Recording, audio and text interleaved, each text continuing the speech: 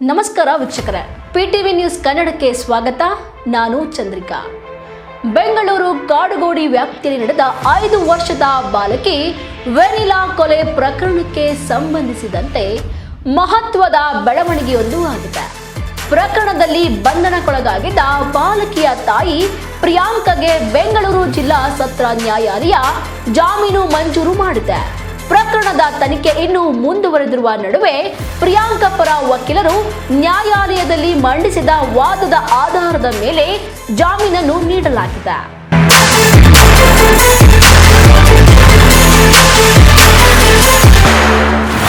Kadugodi vanilla ಕೊಲೆ ಪ್ರಕರಣದಲ್ಲಿ ಆರೋಪಿ ಪ್ರಿಯಾಂಕಗೆ ಬೆಂಗಳೂರು ಜಿಲ್ಲಾ ಸತ್ರ ನ್ಯಾಯಾಲಯ ಜಾಮೀನು ಮಂಜೂರು ಮಾಡಿದೆ. ಆರೋಪಿ ಪರ ವಕೀಲ ಪ್ರಸನ್ನ ಅವರು ಕೊಲೆ ಕೃತ್ಯದಲ್ಲಿ ಪ್ರಿಯಾಂಕಾ ನೇರವಾಗಿ ಭಾಗಿಯಾಗಿಲ್ಲ ಎಂದು ನ್ಯಾಯಾಲಯದ ಮುಂದೆ ವಾದ ಮಂಡಿಸಿದ್ದಾರೆ. ಈ ವಾದವನ್ನ ಪರಿಗಣಿಸಿದ ನ್ಯಾಯಾಲಯ ಜಾಮೀನು ನೀಡಿದೆ. ಮಾರ್ಚ್ 24ರಂದು 5 ವರ್ಷದ ವೆನಿಲಾ ಶವವಾಗಿ ಪತ್ತೆಯಾಗಿದ್ದು ಪ್ರಕರಣ ರಾಜ್ಯಾದ್ಯಂತ ಸಂಚಲನ ಮೂಡಿಸಿತ್ತು.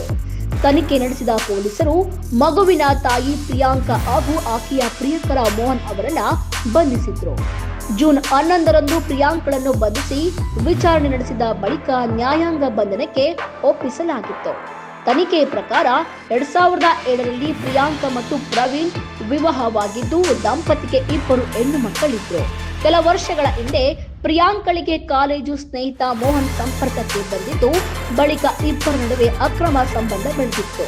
ಈ ವಿಚಾರ ತಿಳಿದ ಪತಿ ಪ್ರವೀಣ್ ಪ್ರಶ್ನಿಸಿದಾಗ ದಾಂಪತ್ಯದಲ್ಲಿ ಭಿನ್ನಾಭಿಪ್ರಾಯ ಉಂಟಾಗಿದ್ದು ನಂತರ ಪ್ರಿಯಾಂಕಾ ಮತ್ತು ಮೋಹನ್ ಸೇರಿ 5 ವರ್ಷದ ಮಗಳನ್ನು ಕೊಲೆ ಮಾಡಿರುವ ಆರೋಪದಡಿ ಪೊಲೀಸರು ಪ್ರಕರಣವನ್ನು ದಾಖಲಿಸಿ ತನಿಖೆಯನ್ನ ನಡೆಸುತ್ತಿದ್ದಾರೆ.